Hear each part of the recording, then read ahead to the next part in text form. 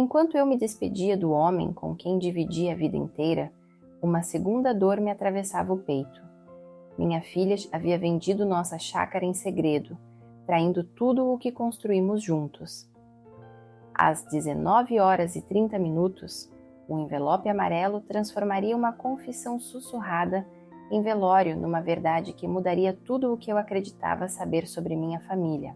Antes de começarmos, se você ainda não é inscrito no canal, se inscreva e me diga aqui nos comentários de onde você está nos assistindo neste momento. Meu nome é Creuza, tenho 58 anos e moro em Jacarepaguá, Rio de Janeiro, há mais de 30 anos. A chácara de Itaguaí era o sonho que construí com Antônio, meu marido, durante 25 anos de casamento. Cada tijolo daquela propriedade carregava memórias. Os aniversários do nosso neto Gabriel, os churrascos de domingo, as tardes em que Antônio cuidava das jabuticabeiras como quem cuida de filhos. Quando o câncer levou Antônio, 3 dias atrás, eu pensei que a dor não poderia ser maior, e estava errada. O velório acontecia na Capela São José, no bairro de Madureira. A sala estava repleta de flores brancas, o aroma de lírios misturado ao cheiro de café coado que a funerária oferecia aos presentes. Eu estava sentada na primeira fileira, segurando a mão fria de Antônio dentro do caixão aberto, quando senti a presença de Júlia ao meu lado. Minha filha tem 32 anos, cabelos castanhos sempre presos num coque apertado, e nos últimos meses havia emagrecido tanto que as roupas pareciam penduradas no corpo dela. Seus olhos estavam vermelhos, mas não apenas de choro. Havia algo mais, uma exaustão que eu não conseguia decifrar. Mãe, preciso te contar uma coisa, ela sussurrou, tão baixo que quase não escutei. Agora não, Júlia. Seu pai... É sobre a chácara, ela interrompeu, e sua voz tremeu. Eu vendi, faz 2 semanas. O mundo parou, as conversas ao redor se transformaram em zumbido distante. Virei para ela, ainda segurando a mão de Antônio, sem conseguir processar as palavras. Como assim você vendeu? Minha voz saiu mais alta do que pretendia. Algumas pessoas viraram para olhar. Júlia se encolheu, os olhos evitando os meus. Foi por uma dívida, mãe. Eu não tinha escolha. O papai sabia. Ele assinou os papéis. Que dívida? Seu pai nunca me disse nada sobre dívida. E por que diabos você venderia a chácara sem me consultar? Depois a gente conversa, mãe. Por favor, não aqui. Ela se afastou antes que eu pudesse responder, desaparecendo entre os enlutados. Fiquei ali, paralisada, sentindo o chão fugir sob meus pés. Minha cunhada Marli, irmã de Antônio, aproximou-se com uma xícara de café. Creuza, você está bem? Ficou branca. Marli, você sabia de alguma dívida do Antônio? Alguma coisa que ele não me contou? Ela franziu a testa. Dívida? Que eu saiba, não. Antônio era meticuloso com dinheiro, sempre pagava tudo em dia. Por quê? Não respondi. Meus olhos buscaram Júlia do outro lado da sala. Ela conversava com um homem de terno cinza que eu não reconhecia.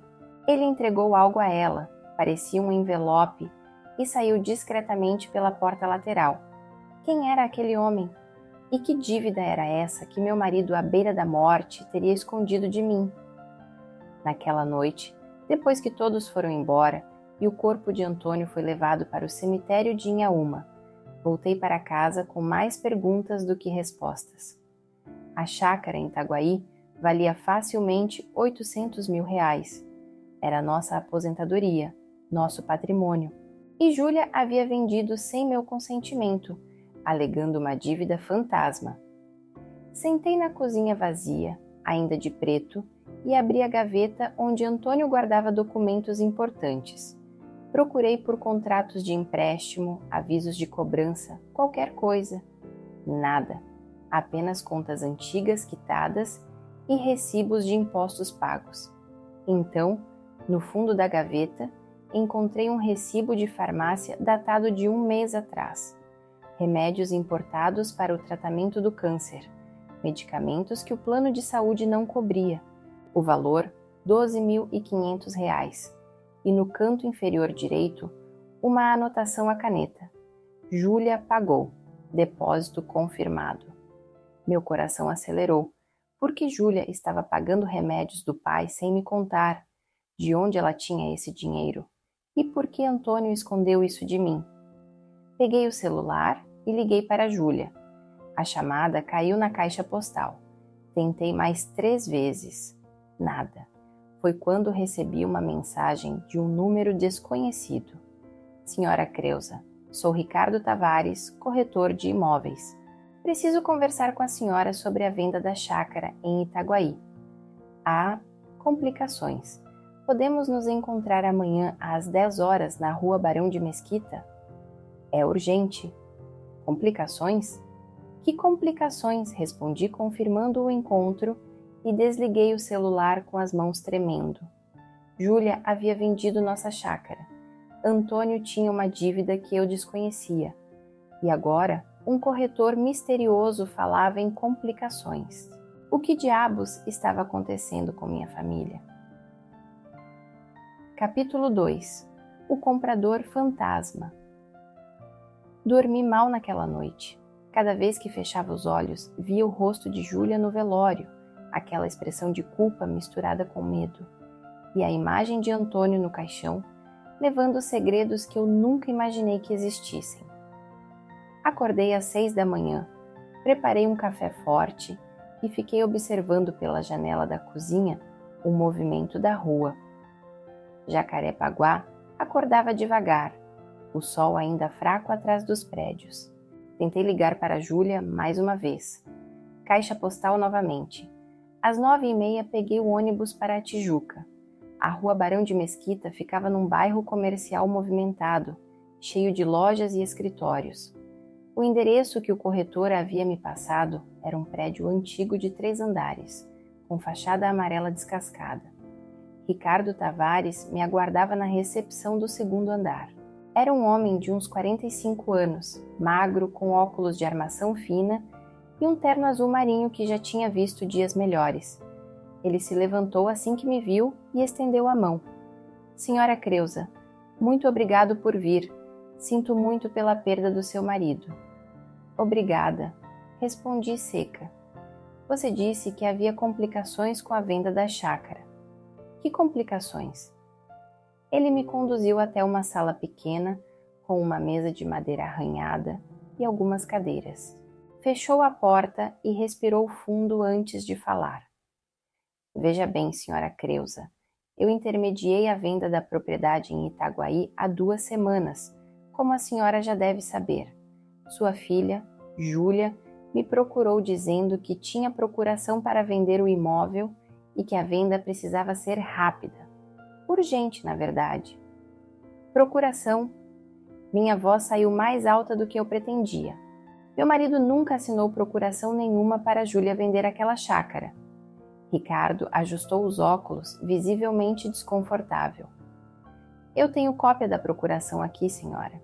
Foi reconhecida em cartório, assinatura do senhor Antônio Silva de Oliveira, 2 semanas antes do falecimento dele. Tudo dentro da lei. Ele abriu uma pasta e deslizou um documento pela mesa. Peguei o papel com as mãos trêmulas.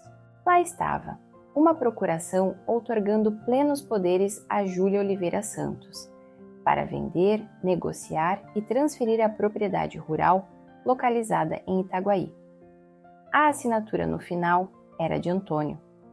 Reconheci a letra dele, aquele traçado torto do a forma como ele fazia o S do sobrenome. Isso não faz sentido, murmurei. Antônio estava muito fraco 2 semanas antes de morrer. Mal conseguia assinar o próprio nome. Como ele foi ao cartório? O cartório foi até a casa dele, senhora. Serviço a domicílio.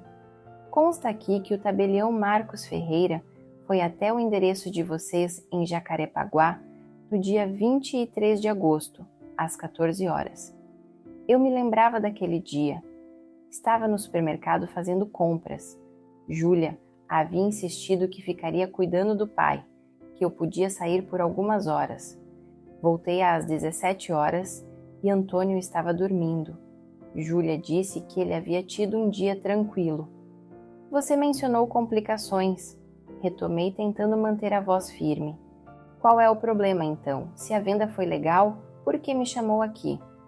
Ricardo suspirou e cruzou os braços. O problema é o comprador, senhora Creuza. Ou melhor, a falta de informação sobre ele. Como assim? A venda foi feita para uma empresa chamada Investimentos Monteiro Ltda. Registro novo, aberto há apenas 3 meses. O pagamento foi feito integralmente em dinheiro vivo. 700 mil reais. Senti o estômago revirar. Dinheiro vivo? Quem paga 700 mil reais em espécie? Exatamente minha preocupação.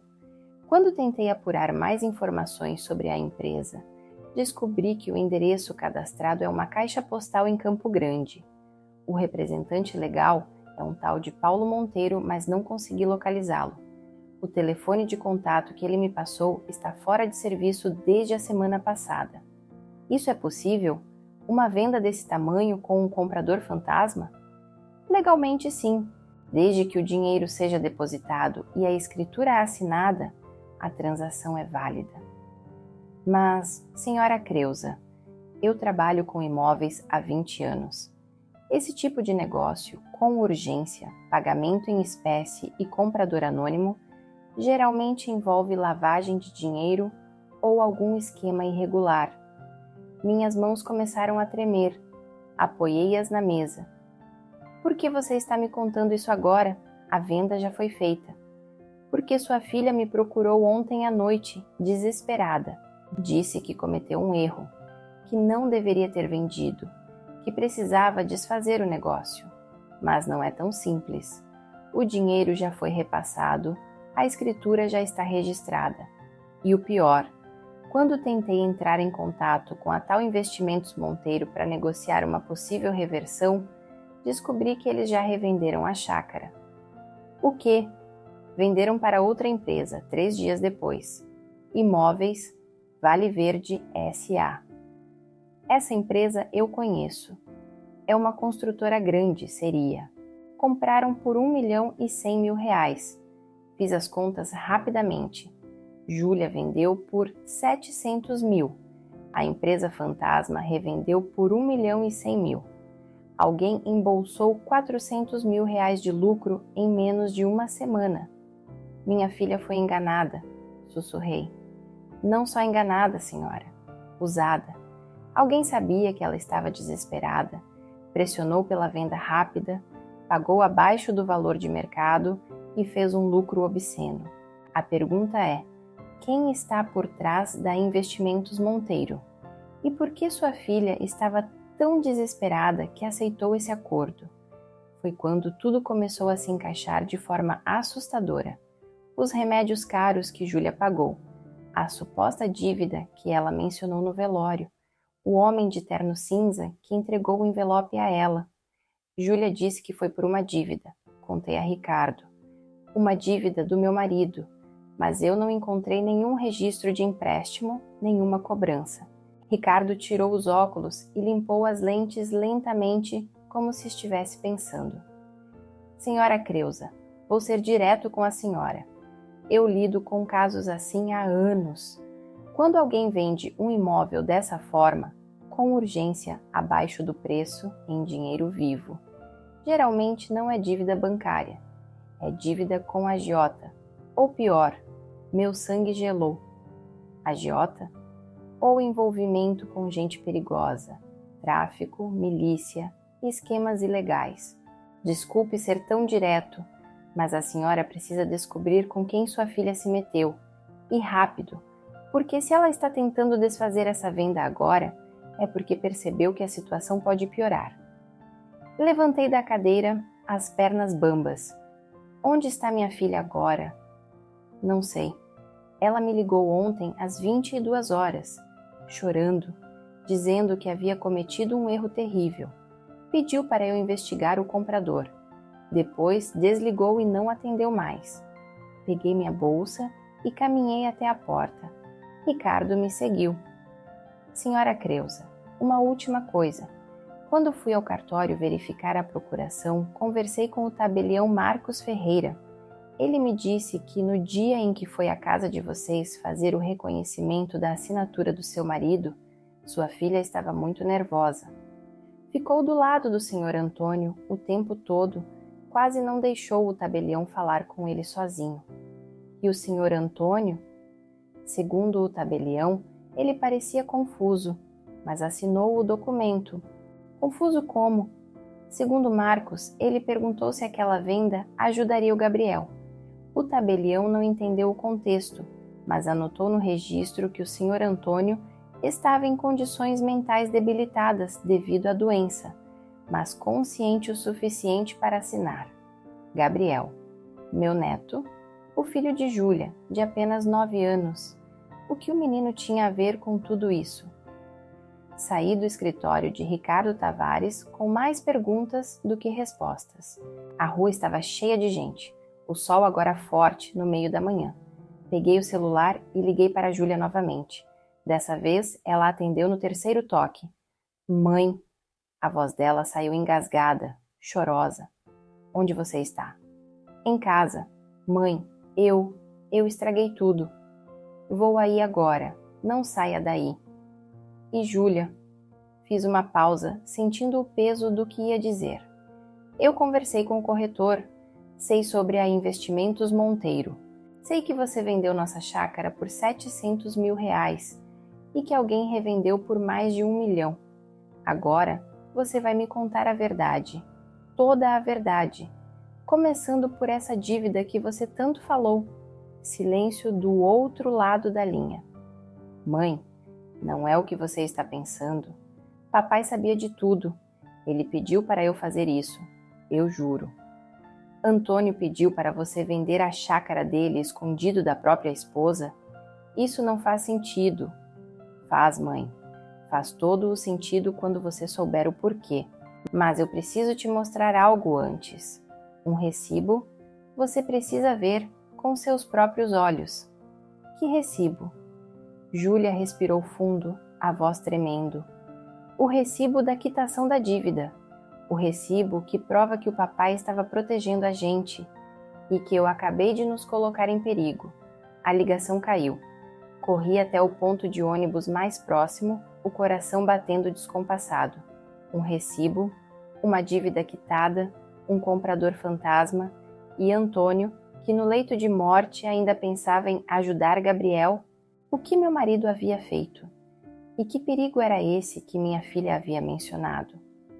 O ônibus demorou uma eternidade para chegar. Fiquei na frente da casa de Júlia, no bairro de Realengo, às 11h40 da manhã. Era um sobrado simples, pintado de bege, com grades nas janelas e um pequeno jardim na frente que estava abandonado há meses. Desde que o ex-marido dela, Bruno, foi embora há 2 anos, Júlia havia se mudado para lá com Gabriel. Toquei a campainha 3 vezes antes que ela abrisse a porta. O que vi me assustou. Júlia estava ainda pior do que no velório. Olheiras profundas, cabelo desgrenhado, uma camiseta larga manchada de café. Parecia que não dormia há dias. Entra, mãe, ela disse, a voz rouca. A sala estava bagunçada. Brinquedos de Gabriel espalhados pelo chão, pilhas de papel sobre a mesa de centro, xícaras de café frio acumuladas no aparador. Júlia me conduziu até o sofá e se sentou na minha frente, as mãos tremendo. Cadê o Gabriel? Perguntei. Na casa da minha sogra. Achei melhor ele não ficar aqui enquanto eu resolvo essa confusão. Júlia, para de enrolar e me conta logo o que está acontecendo. O corretor me disse que você vendeu a chácara para uma empresa fantasma, que o dinheiro foi pago em espécie, que você foi enganada. E agora você fala em perigo. Que perigo? Ela se levantou e foi até um armário no canto da sala. Abriu uma gaveta e tirou uma pasta de plástico vermelho. Voltou e colocou a pasta no meu colo. Abre. Abri a pasta com as mãos trêmulas. Dentro havia vários documentos. O primeiro era um recibo manuscrito datado de 15 de agosto, 2 semanas antes de Antônio falecer. O papel estava amarelado, a letra era irregular, claramente escrita às pressas. Lia em voz alta: Recibo de quitação. Declaro que Antônio Silva de Oliveira quitou integralmente a dívida no valor de R$120 mil, referente a empréstimo pessoal contraído em março de 2024. Juros e multas inclusos. Dívida saldada. Assinado Marcelo Ramos, vulgo Caveira. Meu coração disparou. Caveira? Minha voz saiu num sussurro. Júlia, quem diabos é Caveira? Ela se encolheu no sofá, abraçando os próprios joelhos. Um agiota, mãe. Do pior tipo. Ele opera em Campo Grande, empresta dinheiro a juros absurdos, cobra na base da ameaça. E o papai pegou dinheiro com ele. Sentiu o mundo girar. Antônio, meu marido meticuloso, organizado, que sempre dizia que agiota era coisa de gente desesperada. Ele havia se envolvido com um homem chamado Caveira. Por que Antônio pegaria dinheiro com um agiota? A gente tinha chácara, tinha economias, tinha plano de saúde.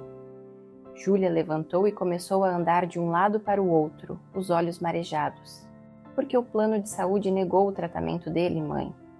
O tratamento experimental que poderia ter salvado a vida dele. Lembra quando o oncologista sugeriu aquela imunoterapia importada, lá em junho? Lembrava. O Dr. Fábio havia mencionado um tratamento novo, promissor, mas que custaria mais de R$200 mil e não era coberto pelo convênio. Antônio disse que não valia a pena, que preferia aproveitar o tempo que tinha em casa com a família. Eu aceitei a decisão dele, mas ele disse que não queria fazer o tratamento. Disse que estava em paz. Ele mentiu, mãe. Júlia limpou as lágrimas com as costas da mão. Ele mentiu porque não queria te preocupar. Na verdade, ele ficou obcecado com aquele tratamento. Pesquisou, conversou com outros médicos, viu casos de gente que se curou e decidiu que ia tentar, mas não tinha como pagar. A chácara estava no nome dos dois. Você nunca concordaria em vendê-la. As economias mal davam para cobrir os remédios paliativos. Então ele procurou o Caveira. Minha cabeça latejava. Tentei processar a informação. Mas esse recibo diz R$120 mil. O tratamento custava mais de 200 mil. Porque ele conseguiu só uma parte com o Caveira. O resto... Júlia hesitou, mordendo o lábio inferior. O resto ele pegou emprestado de outra pessoa. Quem? Do Bruno, meu ex-marido. Senti como se tivesse levado um soco no estômago. Bruno, o homem que havia abandonado Júlia e Gabriel, que sumiu dizendo que ia tentar a vida em São Paulo, que não pagava pensão há mais de 1 ano. Bruno, aquele vagabundo tinha dinheiro para emprestar? Tinha, mãe, R$80 mil. E o papai pegou o emprestado, prometendo devolver com a venda de uns terrenos que a gente tinha lá em Seropédica. Lembra daqueles lotes que o vovô deixou de herança? Lembrava. Eram 3 lotes pequenos, em área rural, que valiam talvez R$50 mil no total. Antônio sempre disse que ia vender um dia, mas nunca teve urgência. Então, deixa eu entender. Respirei fundo, tentando manter a calma. Seu pai pegou 120 mil com um agiota e 80 mil com o Bruno, 200 mil no total, para pagar o tratamento experimental do câncer. Isso. E esse tratamento funcionou? Júlia balançou a cabeça, as lágrimas escorrendo livremente agora. Não, ele fez 3 sessões. A última foi em julho. Os médicos disseram que o câncer já estava muito avançado, que o corpo dele não estava respondendo. Em agosto, quando o papai percebeu que ia morrer de qualquer jeito, ele entrou em desespero. Não pela morte, mas pelas dívidas que ia deixar. O Caveira começou a cobrar, com ameaças. O Bruno também. E o papai, ele não queria que você descobrisse, mãe. Não queria que você soubesse que ele tinha se metido nessa confusão. Peguei o recibo novamente, 15 de agosto. Faltavam apenas 10 dias para Antônio falecer. Como ele quitou a dívida do Caveira? Júlia respirou fundo. Vendendo os terrenos de Seropédica. Conseguiu 45 mil por eles. Era muito menos do que valiam, mas precisava do dinheiro rápido. Usou esse dinheiro e mais 75 mil que ele tinha guardado numa conta separada, que você não conhecia.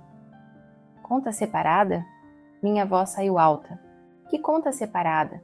Uma poupança antiga, de quando ele ainda trabalhava na empresa de construção. Ele nunca mexeu naquele dinheiro, estava guardando para a aposentadoria de vocês. Mas usou tudo para quitar o Caveira.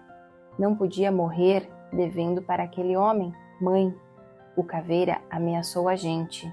Disse que se o papai morresse sem pagar, ia cobrar de mim. E do Gabriel. Senti um arrepio percorrer minha espinha. Ele ameaçou uma criança? Não diretamente, mas deixou claro que a dívida não morreria com o papai. Por isso, o papai se desesperou. Vendeu os terrenos, esvaziou a poupança, quitou o Caveira. Mas ainda faltava os 80 mil do Bruno.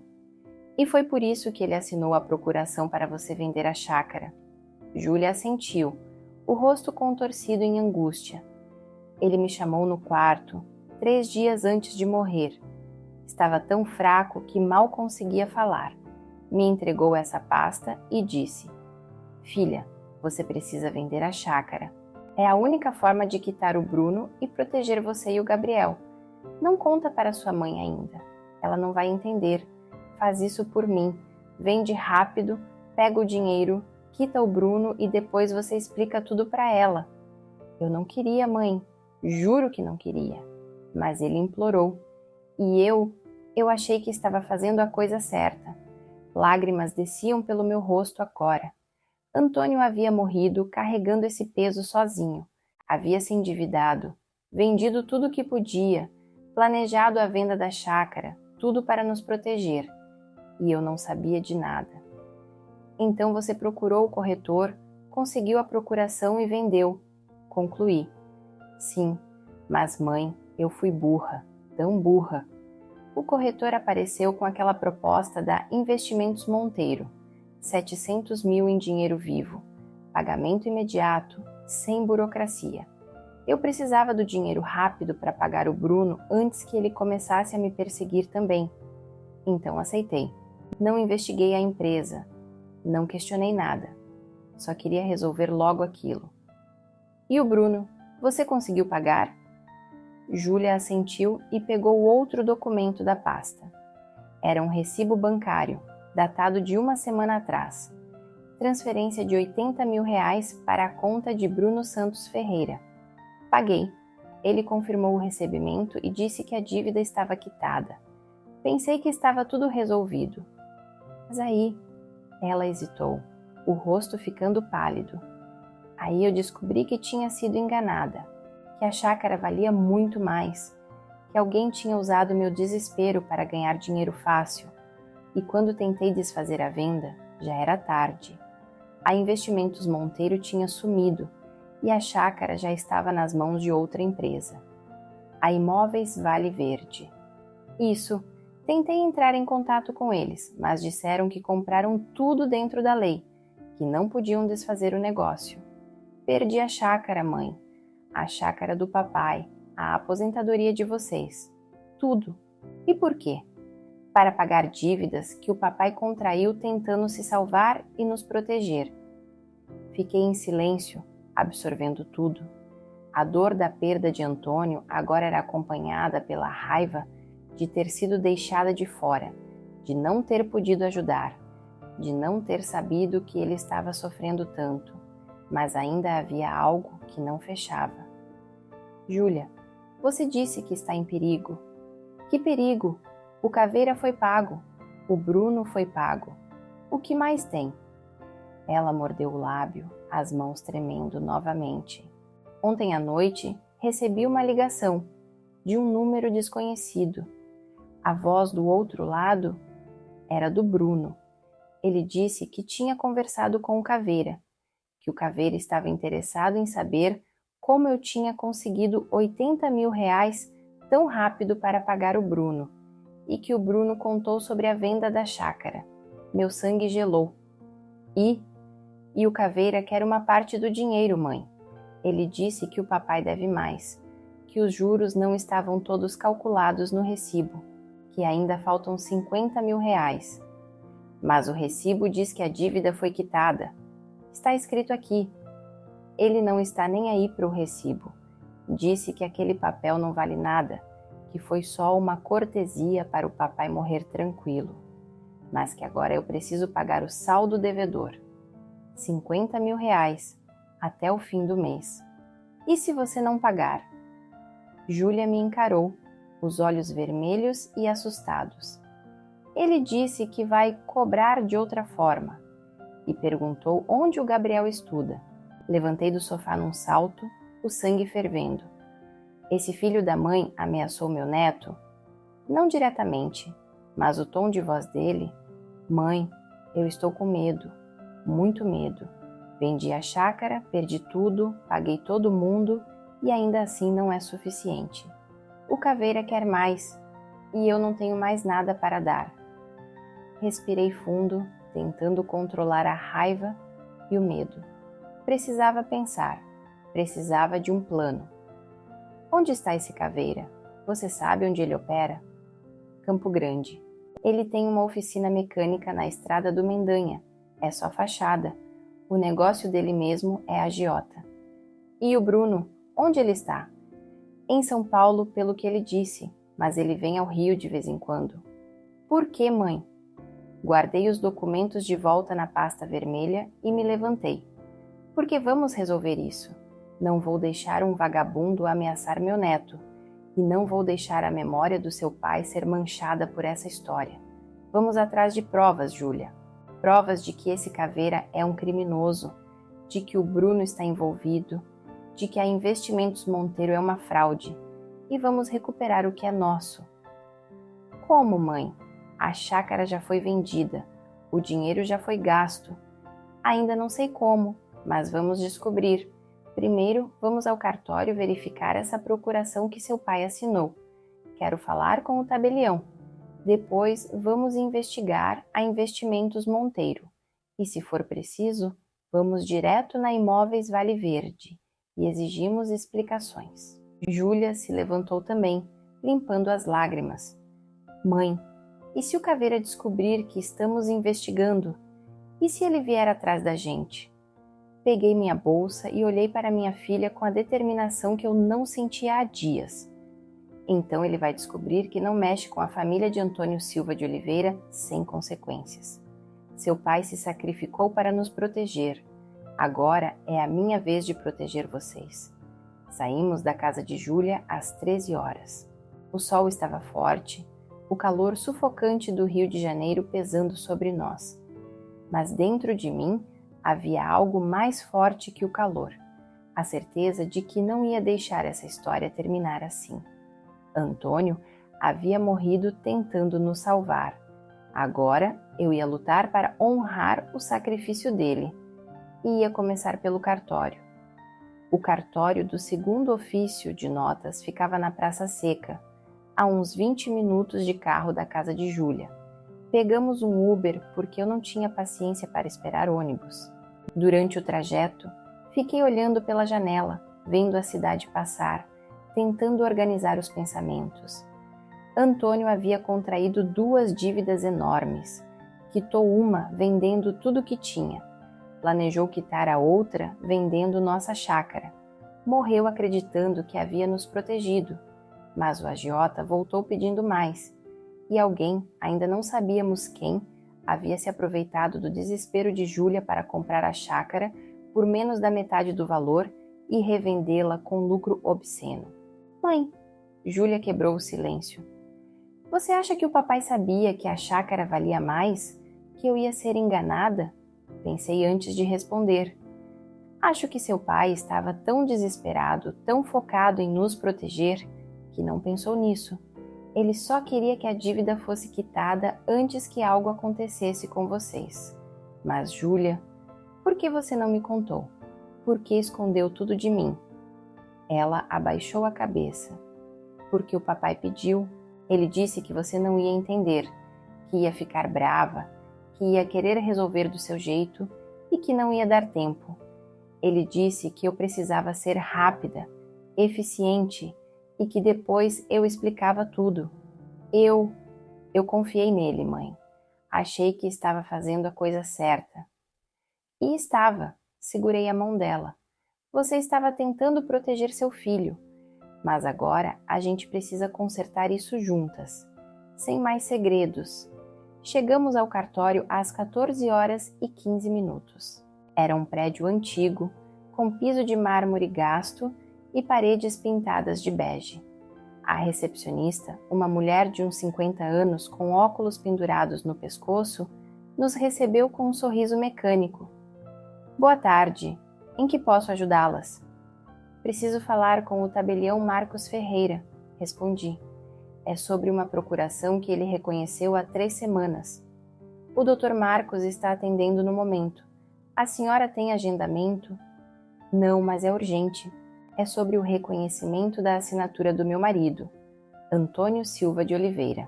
Ele faleceu há 4 dias. A expressão da recepcionista mudou, tornando-se mais compassiva. Meus pêsames. Deixa eu verificar se o Dr. Marcos pode receber as senhoras. Qual o nome da senhora? Creuza Silva de Oliveira. Ela pegou o telefone, falou baixo por alguns segundos e depois nos indicou um corredor. Terceira porta à direita. O Dr. Marcos vai recebê-las agora. Marcos Ferreira era um homem de uns 60 anos, cabelos grisalhos penteados para trás, óculos de leitura apoiados na ponta do nariz. Vestia camisa social branca e gravata azul marinho. Seu escritório era pequeno, com estantes cheias de livros de direito e uma mesa coberta de papéis. Senhora Creuza, senhorita Júlia, por favor, sentem-se. Ele nos indicou 2 cadeiras de couro na frente da mesa. Eu soube do falecimento do Sr. Antônio. Meus sinceros sentimentos. Obrigada, respondi sentando. Dr. Marcos, vim aqui porque preciso entender melhor as circunstâncias do reconhecimento da procuração que o senhor fez na minha casa no dia 23 de agosto. Marcos ajeitou os óculos e abriu uma gaveta, retirando uma pasta. Deixa eu localizar o registro aqui. Ele folheou alguns papéis. Sim, aqui está. Procuração outorgada por Antônio Silva de Oliveira, a Júlia Oliveira Santos para a venda de imóvel rural localizado em Itaguaí, firma reconhecida por verdadeira. Eu fui pessoalmente até o endereço de vocês na Rua Marechal Soares, número 342, em Jacarepaguá, às 14 horas do dia 23 de agosto. O senhor se lembra desse dia? Perguntei. Marcos assentiu, fechando a pasta. Lembro sim. Não é comum fazer atendimento domiciliar, mas a senhorita Júlia me ligou dizendo que o pai estava muito debilitado, que não podia se deslocar até o cartório e que era urgente. Como o senhor Antônio tinha cadastro aqui, já havia feito outros reconhecimentos de firma no passado, aceitei ir até lá. E o que o senhor viu quando chegou? Marcos hesitou, como se estivesse escolhendo as palavras com cuidado. Vi um homem muito doente, senhora Creuza. O senhor Antônio estava deitado na cama, muito magro, pálido. Tinha dificuldade para falar. A senhorita Júlia me recebeu, me levou até o quarto e ficou do lado do pai o tempo todo. Eu expliquei o documento, perguntei se ele estava ciente do que estava assinando. Ele disse que sim, que era para ajudar o Gabriel. Eu perguntei quem era Gabriel e ele disse que era o neto dele. Então perguntei se ele estava sendo coagido de alguma forma, se estava assinando por vontade própria. Ele disse que sim, que era o que ele queria, que precisava consertar as coisas. Consertar as coisas, repeti. Ele usou essas palavras? Exatamente essas. Depois ele assinou o documento. A assinatura estava trêmula, mas reconhecível. Eu conferi com a assinatura que tínhamos em arquivo e confirmei a identidade. Estava tudo dentro da legalidade, senhora Creusa. Júlia se inclinou para a frente. Dr. Marcos, meu pai estava confuso naquele dia? Ele parecia não entender o que estava assinando. Marcos tirou os óculos e os limpou lentamente. Olha, senhorita Júlia, vou ser honesto com as senhoras. Seu pai estava claramente debilitado. A doença o havia consumido. Mas quando eu fiz as perguntas, ele respondeu de forma coerente. Disse que sabia que estava vendendo a chácara, que era para quitar uma dívida e proteger a família. Ele estava consciente do ato, por isso reconheci a firma. Se eu achasse que ele estava completamente confuso ou sendo manipulado, não teria reconhecido. Mas o senhor anotou no registro que ele estava em condições mentais debilitadas. Insisti. Anotei como precaução. É protocolo quando atendemos alguém em estado grave de saúde. Não significa que a procuração seja inválida, apenas registra as condições em que foi assinada. Se alguém quisesse contestar a procuração na justiça, essa anotação seria relevante, mas legalmente o documento é válido. Senti uma pontada de frustração. Eu esperava encontrar uma brecha, algo que invalidasse a procuração, que provasse que Antônio não estava em condições de assinar. Mas pelo que o tabelião dizia, tudo havia sido feito dentro da lei. Dr. Marcos, mudei de estratégia. O senhor tem como me dizer quem solicitou esse atendimento domiciliar? Foi minha filha? Foi sim.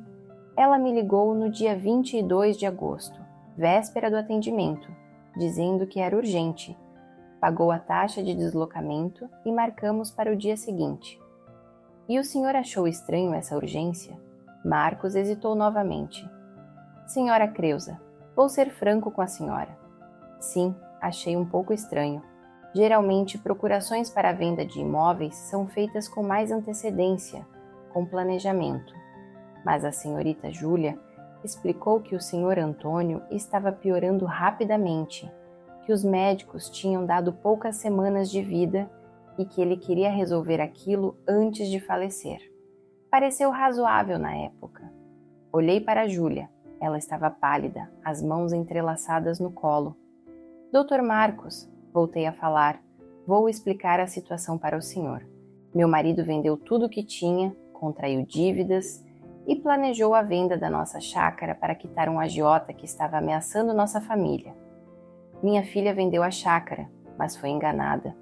O comprador era uma empresa fantasma que revendeu o imóvel com lucro enorme. E agora o agiota voltou pedindo mais dinheiro e ameaçando meu neto. Eu preciso saber, há alguma forma de contestar essa venda?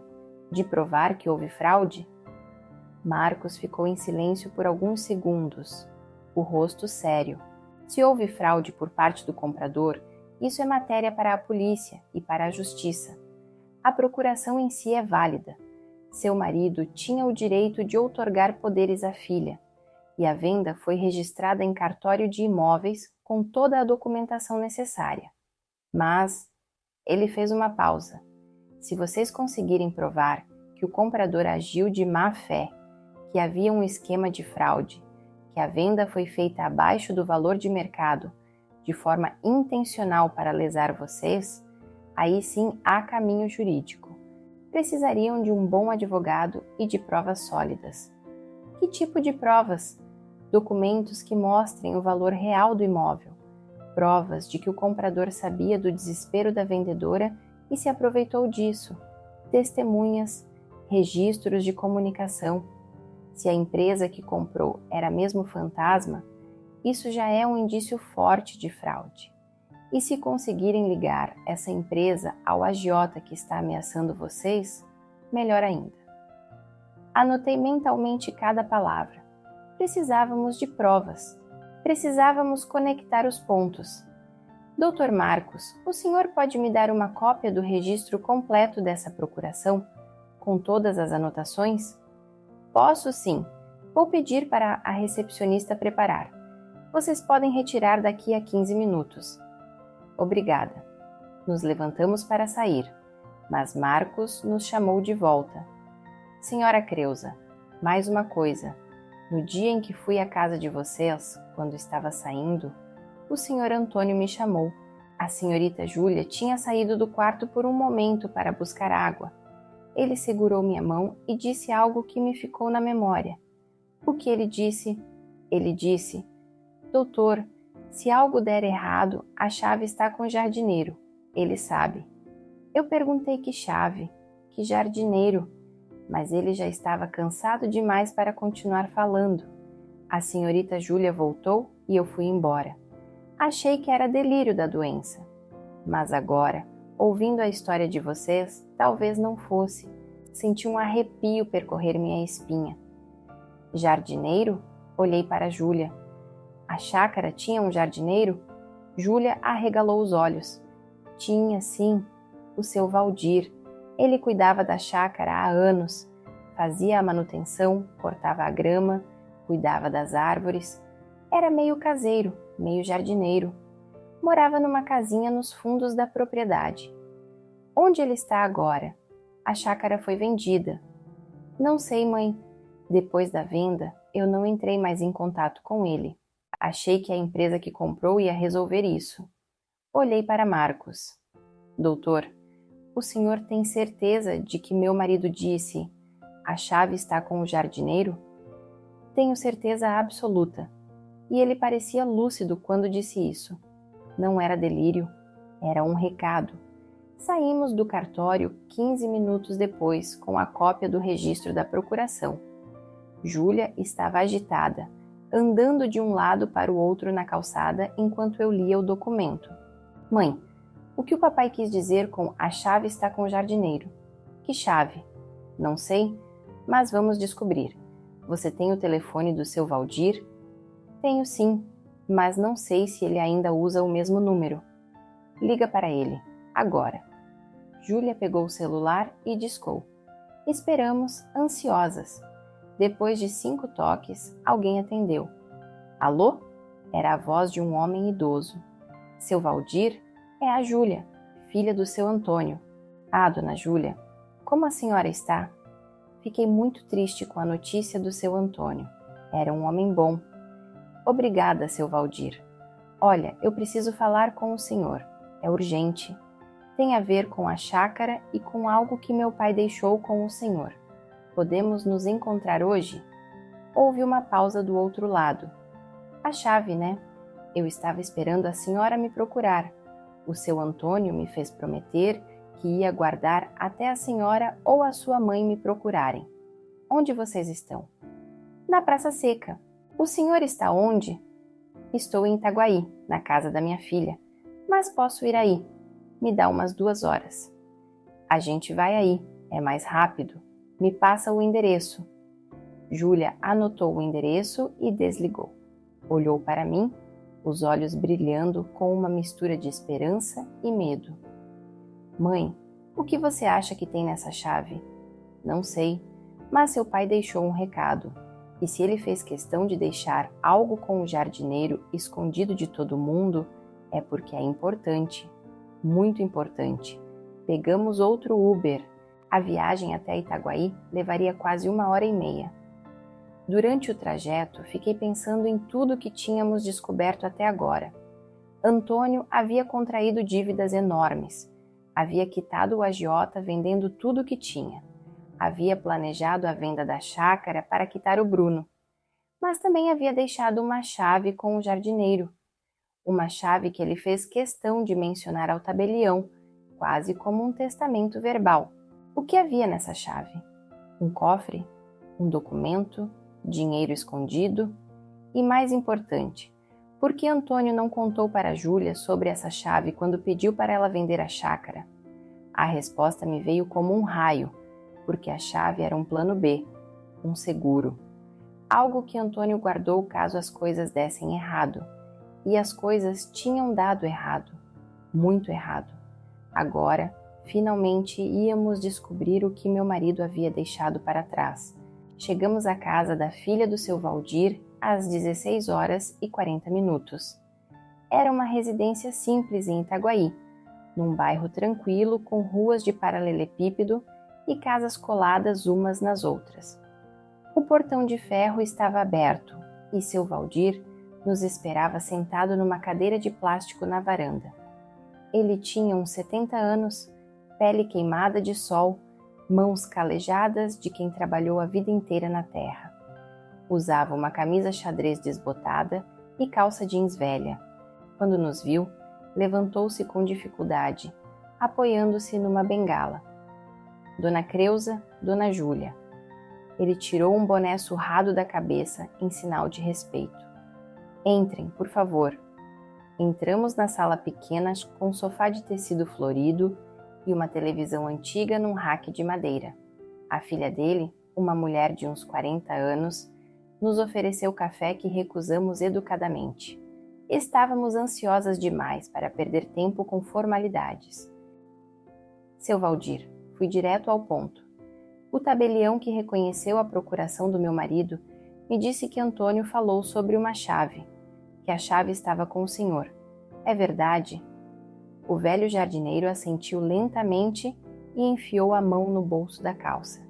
Tirou uma pequena chave prateada, do tipo usada em cofres de banco, presa a um chaveiro simples de plástico azul.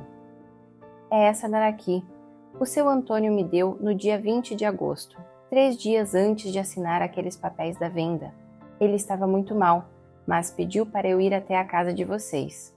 Quando cheguei, ele estava sozinho no quarto. Me entregou isso e disse: Valdir, você é a única pessoa em quem eu confio fora da minha família. Guarda essa chave. Se eu morrer e algo der errado com o plano da Júlia, você entrega isso para a Creuza ou para a Júlia, mas só se elas procurarem. Não oferece antes, entendeu? Eu disse que sim, que ia guardar, e guardei até hoje. Peguei a chave com as mãos tremendo. Era leve, fria. Havia um número gravado, 3417. O senhor sabe o que essa chave abre? Sei sim, é do cofre do banco. O seu Antônio tinha um cofre no Banco do Brasil da Avenida Brasil, ali perto de Realengo. Ele me contou uma vez, faz uns 2 anos, quando a gente estava conversando na chácara. Disse que guardava documentos importantes lá. Júlia se inclinou para a frente. Seu Valdir, meu pai disse mais alguma coisa quando entregou a chave? Alguma instrução? Disse. Sim. Ele falou. Se a Creuza ou a Júlia te procurarem, é porque o plano não funcionou. É porque alguém enganou vocês. Nesse cofre tem tudo o que elas vão precisar para consertar a situação. Tem provas, tem um plano e tem uma carta explicando tudo. Foi isso que ele disse, Dona Júlia, palavra por palavra. Senti meu coração acelerar. Provas, um plano, uma carta. Antônio havia preparado tudo. Mesmo no leito de morte, ele estava pensando em nós, protegendo-nos. Seu Valdir, por que o senhor não nos procurou antes? Meu marido morreu há 4 dias. O jardineiro baixou a cabeça, constrangido. Porque o seu Antônio foi muito claro, Dona Creuza. Ele disse para eu não oferecer a chave. Disse para eu esperar vocês me procurarem. Se vocês não me procurassem, era porque o plano tinha funcionado, porque tudo tinha dado certo, e eu não devia me meter. Eu estava esperando, mas confesso que fiquei preocupado quando soube que a chácara foi vendida. Pensei em ligar para a Dona Júlia, mas resolvi respeitar o pedido do patrão. Júlia segurou a mão do velho jardineiro. O senhor fez certo, seu Valdir. Meu pai confiou no senhor e o senhor honrou essa confiança. Muito obrigada. De nada, Dona Júlia. O seu Antônio foi muito bom para mim. Trabalho na chácara faz 15 anos. Ele nunca atrasou meu pagamento, sempre me tratou com respeito. É o mínimo que eu podia fazer. E agora? Perguntei. A chácara foi vendida. O senhor continua lá? Seu Valdir balançou a cabeça. Não, Dona Creuza. 2 dias depois da venda, Apareceu um rapaz lá dizendo que a propriedade tinha mudado de dono, que iam fazer umas reformas e que eu não precisava mais trabalhar. Me pagaram uma indenização de R$ 3.000 e me mandaram embora. Peguei minhas coisas da casinha dos fundos e vim morar aqui com minha filha. Esse rapaz que apareceu, o senhor lembra o nome dele? Lembro, sim. Paulo alguma coisa. Paulo Monteiro. Isso, Paulo Monteiro. Disse que era o novo dono. Júlia e eu trocamos um olhar. Paulo Monteiro. O mesmo nome da Investimentos Monteiro, a empresa fantasma que comprou a chácara. Seu Valdir, o senhor pode descrever esse Paulo Monteiro? Rapaz novo, uns 30 e poucos anos, magro, cabelo preto cortado bem curto, tatuagem no braço esquerdo. Não lembro direito o desenho da tatuagem. Ele chegou num carro preto, tipo SUV, bem caro. Falava com sotaque carioca, mas não era daqui de Itaguaí. Parecia ser de zona sul do Rio, sabe? Aquele jeito meio metido. Ele foi sozinho? Não, tinha outro cara com ele. Um grandão, forte, com cara de segurança. Ficou do lado de fora o tempo todo, de óculos escuros. Esse não falou nada. Anotei mentalmente cada detalhe. Paulo Monteiro, 30 e poucos anos. Tatuagem no braço. Carro SUV preto, acompanhado de um segurança. Não parecia perfil de empresário legítimo. Parecia perfil de alguém envolvido em negócios suspeitos. Seu Valdir, mais uma pergunta. Nos últimos meses, o senhor viu alguma movimentação estranha na chácara? Alguém rondando, observando, tirando fotos? O jardineiro pensou por um momento. Agora que a senhora falou, sim. Faz uns 2 meses. Apareceu um homem lá. Disse que era corretor de imóveis que estava procurando propriedades na região para clientes interessados. Pediu para dar uma volta, tirar umas fotos. Eu deixei. Achei que era normal. Ele ficou lá por uns 40 minutos, anotando coisas num caderninho, medindo a área. Depois foi embora e não voltou mais. O senhor lembra o nome desse corretor? Não, dona Creuza. Mas ele me deu um cartão. Deixa eu ver se ainda tenho. Seu Valdir levantou e foi até um armário no canto da sala. Mexeu numa gaveta e voltou com um cartão de visita amassado. Aqui achei. Peguei o cartão. Ricardo Tavares, corretor de imóveis. O mesmo corretor que intermediou a venda. Mãe, Júlia sussurrou. O Ricardo esteve na chácara 2 meses antes da venda. Ele já estava de olho na propriedade. Ou alguém mandou ele ir lá avaliar, completei. Alguém que já sabia que a chácara ia ser vendida. Alguém que estava esperando o momento certo. As peças começavam a se encaixar de forma assustadora. A venda urgente. O comprador fantasma. O corretor que apareceu com a proposta perfeita. A revenda rápida com lucro enorme. Tudo isso cheirava a golpe planejado. Mas quem estava por trás? E como Antônio descobriu? Despedimo-nos de seu Valdir agradecendo imensamente. Ele nos abraçou, os olhos marejados. Dona Creuza, Dona Júlia. Seu Antônio era um homem bom. Espero que o que está naquele cofre ajude vocês.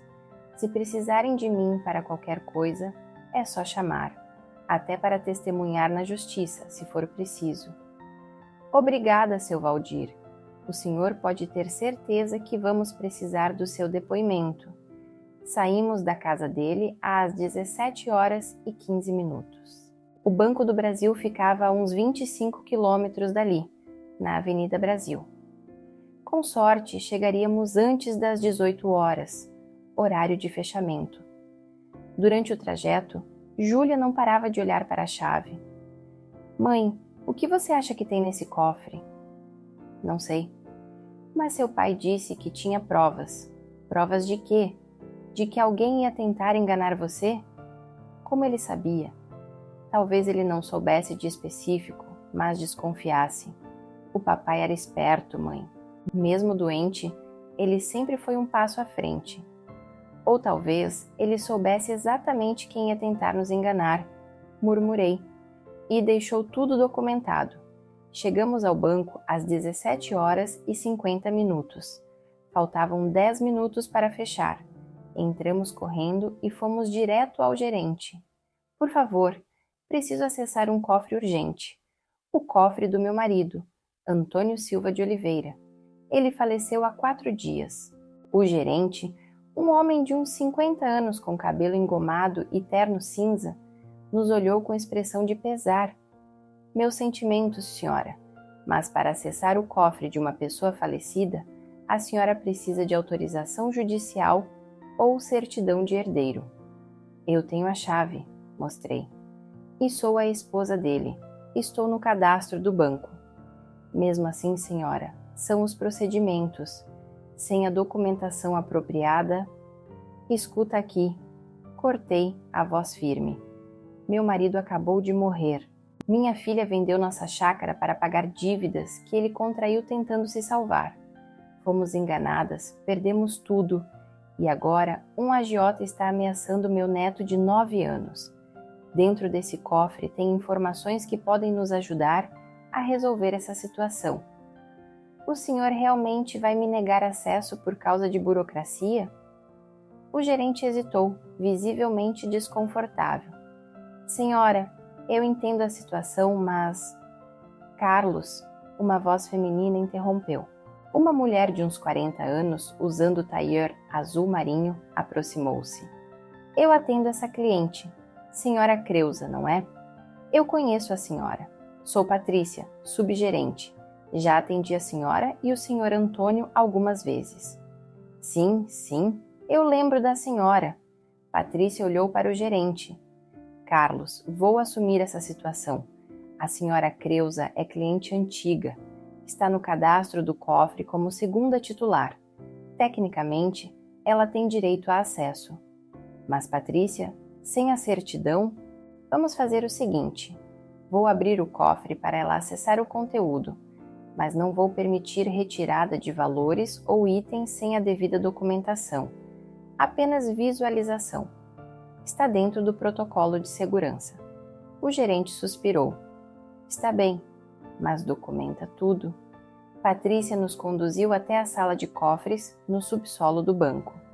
Era uma área fria, com paredes de metal e fileiras de pequenas portas numeradas. Ela localizou o número 3417 e se virou para mim. Senhora Creuza, vou abrir com a chave mestra do banco. A senhora usa a chave do cliente. As duas são necessárias. Minha mão tremeu quando inseri a chave na fechadura. Patrícia fez o mesmo com a chave dela. Giramos juntas. Um clique. A portinha se abriu. Dentro havia uma caixa metálica estreita e comprida. Patrícia a retirou e colocou sobre uma mesa pequena numa salinha reservada ao lado. Vou deixar as senhoras a sós por alguns minutos. Mas lembrem-se, apenas visualização. Não podem retirar nada daqui sem autorização. Ela saiu e fechou a porta. Júlia e eu ficamos olhando para a caixa por alguns segundos, quase com medo de abrir. Respirei fundo e levantei a tampa. Dentro havia 3 itens. O primeiro era um envelope branco grosso, fechado, com minha caligrafia na frente, para Creuza e Júlia. O segundo era uma pasta transparente com vários documentos, cópias de transferências bancárias, prints de conversas de WhatsApp, fotos, contratos. O terceiro era um pendrive azul com uma etiqueta escrita à mão. Gravações. Peguei o envelope com as mãos tremendo e abri. Dentro havia uma carta escrita à mão, com a letra trêmula de Antônio. As palavras estavam tortas, algumas quase ilegíveis, mas era inconfundivelmente dele. Comecei a ler em voz alta. Minhas queridas Creuza e Júlia, se vocês estão lendo isso, é porque algo deu errado. É porque o plano não funcionou como eu esperava. Sinto muito. Sinto muito por ter escondido tudo de vocês. Sinto muito pelas dívidas, pelo desespero, por ter colocado vocês nessa situação. Mas preciso que vocês saibam, eu fiz tudo por amor. Cada decisão, cada sacrifício foi para proteger vocês e o Gabriel. Quando descobri o câncer, achei que ia ter tempo. Tempo para me tratar, tempo para me preparar, tempo para organizar as coisas. Mas o tempo acabou rápido demais. O plano de saúde negou o tratamento que poderia ter me salvado. Eu não aceitei isso. Não ia morrer sem lutar. Peguei dinheiro emprestado com o Caveira, 120 mil reais. Sei que foi burrice. Sei que a agiota é o pior caminho, mas eu estava desesperado. Peguei mais 80 mil com o Bruno para completar o tratamento. 200 mil reais. Tudo para tentar viver mais um pouco. O tratamento não funcionou. O câncer venceu. E fiquei com as dívidas. Quitei o Caveira vendendo tudo que eu tinha. Os terrenos, a poupança, mas ainda faltava o Bruno. E foi aí que eu tive que tomar a decisão mais difícil da minha vida. Vender a chácara. Sei que a chácara era nosso sonho, Creuza. Era onde a gente planejava envelhecer juntos. Mas não tinha outro jeito. O Bruno estava cobrando. E ele não é um homem bom, Creuza. Nunca foi. Ele sempre teve inveja de Júlia, sempre quis tirar vantagem. Eu sabia que se eu morresse sem pagar, ele ia cobrar de vocês de forma cruel. Então pedi para a Júlia vender a chácara. Dei procuração para ela porque você nunca concordaria, Creuza. Você ia querer brigar, ia querer encontrar outra solução, ia querer me convencer a não vender. Mas não havia tempo, nem outra solução. Mas eu não sou bobo. Eu sabia que podia dar errado. Por isso, preparei esse cofre. Dentro da pasta que está aí, tem tudo o que vocês vão precisar. 1. Prints de conversas entre o Bruno e o Caveira. Descobri que eles se conhecem, que combinaram o esquema juntos. O Bruno emprestou o dinheiro sabendo que eu não ia conseguir pagar, sabendo que a chácara seria vendida. E ele tem parceria com um cara chamado Paulo Monteiro, que é testa de ferro de um esquema de fraude imobiliária. 2. Documentos provando que a Investimentos Monteiro é empresa de fachada. O verdadeiro dono é o Bruno. Ele criou a empresa, usou o Paulo Monteiro como laranja e esperou o momento certo para fazer a oferta pela chácara. Tudo planejado desde o início. 3. Avaliação real da chácara. Contratei um avaliador independente. A propriedade vale R$1.200.000. O Bruno comprou por 700 mil, revendeu por 1.100.000 para a construtora e embolsou a diferença, mais os 80 mil que eu devia. Ele lucrou mais de 500 mil reais com nosso desespero. 4. No pendrive tem áudio de uma conversa entre o Bruno e o Caveira que eu consegui gravar. Eles falam abertamente sobre o golpe, sobre como iam se aproveitar da nossa situação. É prova suficiente para processar os dois. Creuza, Júlia, vocês precisam usar isso. Vão para a polícia. Vão para um advogado. Processem o Bruno por fraude. Processem o Caveira por agiotagem e ameaça. Recuperem pelo menos parte do que perderam. E tem mais uma coisa. Na propriedade, debaixo da jabuticabeira grande do lado esquerdo da casa, eu enterrei uma lata com 50 mil reais. É tudo que sobrou da venda dos terrenos depois de quitar o Caveira. Guardei esse dinheiro para a emergência, para vocês usarem se precisarem. Cavem uns 60 centímetros de profundidade. A lata é de metal, azul, está selada. Eu sei que falhei com vocês, sei que escondi coisas, que tomei decisões sem consultar, mas tudo o que fiz foi pensando em proteger minha família, até o último suspiro. Creuza, meu amor, me perdoe. Me perdoe por não ter sido mais forte. Me perdoe por não ter confiado em você desde o início. Você sempre foi mais esperta, mais corajosa que eu. Se eu tivesse te contado tudo, desde o começo, talvez as coisas tivessem sido diferentes. Júlia, minha filha, você não tem culpa de nada. Você foi corajosa. Você tentou me salvar, tentou proteger o Gabriel. Não se culpe pelo que aconteceu. Você fez tudo certo. Foram os outros que te enganaram. Cuidem-se. Cuidem do Gabriel. Lutem. Não deixem esses bandidos vencerem. Com todo o meu amor, Antônio. Terminei de ler com as lágrimas escorrendo pelo rosto. Júlia estava soluçando ao meu lado, o corpo tremendo. Nos abraçamos ali, na salinha do cofre, chorando pela perda, pela dor, pela revelação. Antônio havia descoberto tudo, havia gravado provas, havia preparado um plano para nos proteger mesmo depois de morto. E agora, finalmente nós sabíamos a verdade. Bruno, o ex-marido de Júlia, havia orquestrado tudo. Em parceria com o Caveira, havia criado um esquema para roubar nossa chácara. Havia emprestado o dinheiro sabendo que Antônio não ia conseguir pagar. Havia esperado o momento certo. Havia comprado a propriedade abaixo do preço através de uma empresa fantasma. Havia revendido com lucro enorme. E agora o Caveira voltava pedindo mais, para espremer até a última gota. Mas eles não contavam com uma coisa. Antônio havia deixado um mapa. Havia deixado as armas que precisávamos para contra-atacar. Sequei as lágrimas e olhei para Júlia. Levanta, vamos levar isso para a polícia. Vamos acabar com esses dois. Mãe, a Patrícia disse que a gente não pode tirar nada daqui. Então vamos tirar foto de tudo, cada documento, cada papel. E amanhã a gente volta com advogado e autorização judicial para pegar os originais. Mas hoje, agora, a gente já tem o que precisa para começar.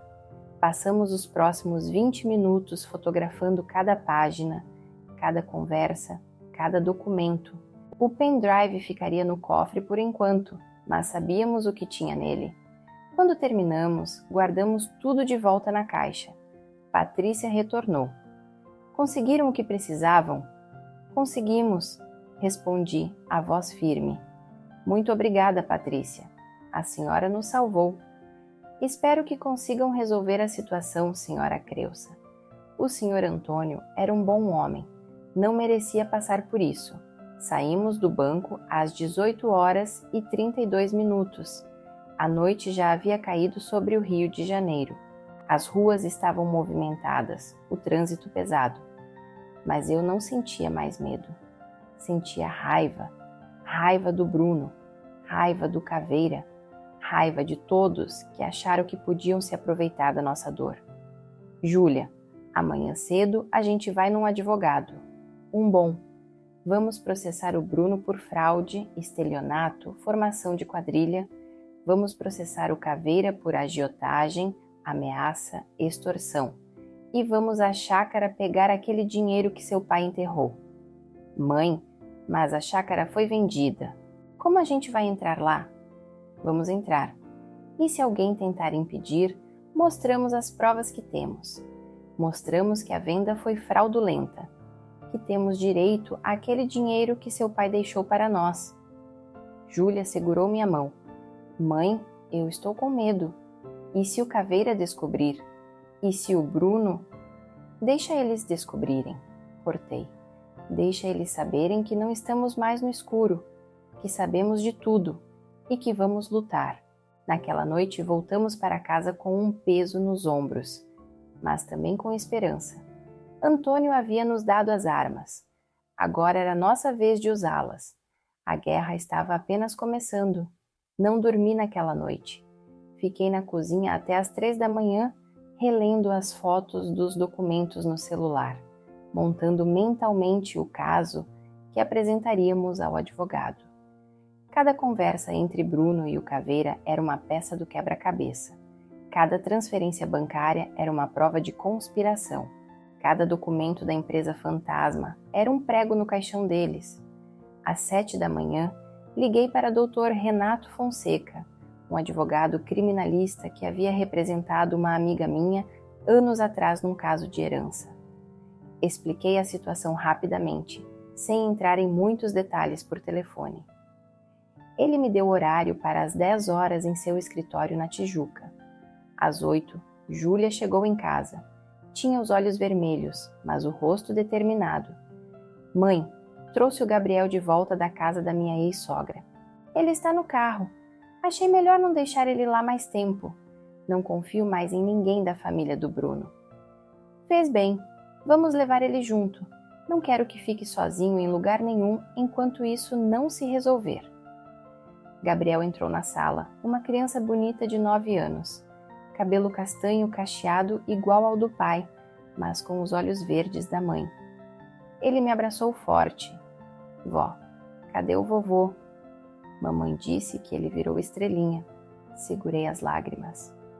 Virou, meu amor, mas ele está olhando pela gente lá de cima e deixou um presente muito especial para a gente. Que presente? A verdade. O vovô deixou a verdade para a gente poder lutar pelos nossos direitos. Gabriel não entendeu completamente, mas assentiu. Era uma criança esperta. Percebia quando os adultos ao redor estavam tensos. Às 10 horas em ponto, estávamos no escritório do Dr. Renato. Era um lugar sóbrio, com estantes de livros jurídicos e diplomas nas paredes. Renato tinha uns 60 anos, cabelos brancos, óculos de armação grossa e uma presença que transmitia autoridade. Passamos as próximas 2 horas contando tudo. Mostrei as fotos dos documentos, expliquei o esquema, detalhei as ameaças. Renato ouvia em silêncio, fazendo anotações ocasionais num bloco amarelo. Quando terminei, ele se recostou na cadeira e cruzou os dedos. Senhora Creuza, o que vocês têm aqui é um caso sólido de estelionato, fraude imobiliária, formação de quadrilha, agiotagem e ameaça. Com os documentos e as gravações que o senhor Antônio deixou, temos elementos suficientes para uma denúncia criminal forte. Quanto tempo leva para processar essas pessoas? Depende. Um processo criminal pode levar de 1 a 3 anos, mas podemos pedir medidas cautelares imediatas. Bloqueio dos bens do Bruno, busca e apreensão na casa dele e na oficina do Caveira, proteção policial para vocês. E podemos mover uma ação civil paralela pedindo a anulação da venda por vício de consentimento e má-fé do comprador. Anular a venda? Júlia se inclinou para a frente. É possível? É complexo porque a chácara já foi revendida para uma terceira parte, a Imóveis Vale Verde. Mas se provarmos que a primeira venda foi fraudulenta, que o comprador original agiu de má-fé e que a construtora sabia ou deveria saber disso, podemos pleitear indenização equivalente ao valor real do imóvel, ou seja, R$1.200.000 menos o que já foi pago. Vocês teriam direito à diferença de R$500.000 no mínimo. E os R$50.000 que meu marido enterrou na chácara? Renato hesitou. Esse é um ponto delicado. Tecnicamente, a propriedade não é mais de vocês. Entrar lá sem autorização configura invasão. Mas, se vocês entrarem discretamente, recuperarem o dinheiro e saírem sem causar danos, é improvável que haja consequências legais, especialmente se esse dinheiro for posteriormente declarado como herança do falecido. Não estou aconselhando vocês a invadirem a propriedade, entendam, mas também não vou fingir que não entendo por que seria importante recuperar esses recursos. Entendido, murmurei. Agora sobre o Caveira. As ameaças que ele fez configuram extorsão. Com a gravação e o depoimento de vocês, podemos pedir a prisão preventiva dele. Mas preciso alertá-las. Pessoas como esse Caveira costumam ter advogados espertos e saem rapidamente. Vocês precisam de proteção policial. Como conseguimos isso? Vou redigir uma petição hoje mesmo solicitando medida protetiva. Vou ao Ministério Público e à delegacia com vocês. Vamos registrar tudo oficialmente. Boletim de ocorrência por ameaça, extorsão e estelionato. Vamos acionar a polícia antes que eles saibam que vocês descobriram o esquema. E o Bruno? Onde ele está? Segundo os documentos, ele mora em São Paulo, mas faz negócios aqui no Rio. Vamos pedir que a polícia o localize e o intime para depoimento. Se ele não comparecer, pedimos mandado de prisão. Júlia respirou fundo. Doutor Renato, o senhor acha que a gente consegue ganhar? Ele tirou os óculos e a olhou nos olhos. Senhorita Júlia, com as provas que vocês têm, absoluta certeza, esse caso é sólido. O difícil vai ser aguentar a pressão emocional do processo. Vai ter audiência, vai ter confronto, vai ter advogados do outro lado tentando intimidar vocês. Mas se vocês se mantiverem firmes, se mantiverem a história coerente, vamos destruir esses criminosos. Saímos do escritório às 12h30 com um plano de ação. Renato nos acompanharia até a delegacia de fraudes, na cidade da polícia, para registrar formalmente a denúncia. Depois, iríamos ao Ministério Público apresentar as provas e solicitar as medidas de proteção. Mas antes de tudo isso, eu tinha uma missão pessoal. Júlia, me passa o endereço da oficina do Caveira. Ela me olhou assustada. Mãe, o que você vai fazer? Vou ter uma conversa com ele. Olho no olho. Mãe, isso é loucura. O homem é perigoso. Eu sei, mas ele precisa saber que não estamos mais com medo, que descobrimos tudo, que se ele encostar um dedo no Gabriel, no você ou em mim, vai para a cadeia pelo resto da vida.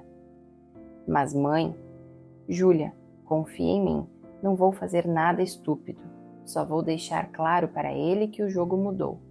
Renato vai comigo. Vamos na frente da oficina dele em plena luz do dia, com testemunhas. Ele não vai fazer nada. Renato, que nos acompanhava até o carro, ouviu a conversa. Senhora Creuza, como advogado, tenho que desencorajar esse tipo de confronto. Mas como ser humano, entendo. Se você vai, vou com você. E vou gravar tudo no celular. Qualquer ameaça que ele fizer, vira prova adicional. Então está decidido. Vamos à oficina. A oficina mecânica São Jorge ficava na estrada do Mendanha, em Campo Grande, numa área industrial movimentada. O local era grande, com várias baias de conserto, carros estacionados na frente e uma pintura desbotada de azul claro nas paredes. Chegamos às 14h15. Estacionamos na rua, na frente da oficina. Gabriel ficou no carro com Júlia, as portas trancadas. Renato e eu descemos e caminhamos até a entrada. Havia 3 mecânicos trabalhando. Um deles, um rapaz magro de uns 25 anos com a camiseta manchada de óleo, se aproximou. Boa tarde. Posso ajudar? Estamos procurando o Marcelo Ramos. Ele está? O rapaz franziu a testa. Quem quer saber? Meu nome é Creuza Silva de Oliveira. Diz para ele que é sobre a dívida do Antônio. O rapaz hesitou, depois deu de ombros e foi até os fundos da oficina. Alguns segundos depois, um homem surgiu da sala no fundo. Marcelo Ramos, o Caveira, era um homem de uns 45 anos. Baixo, atarracado, com barriga proeminente, cabeça raspada e uma cicatriz que cortava a sobrancelha da esquerda. Usava bermuda cargo e camiseta regata, mostrando braços grossos cobertos de tatuagens.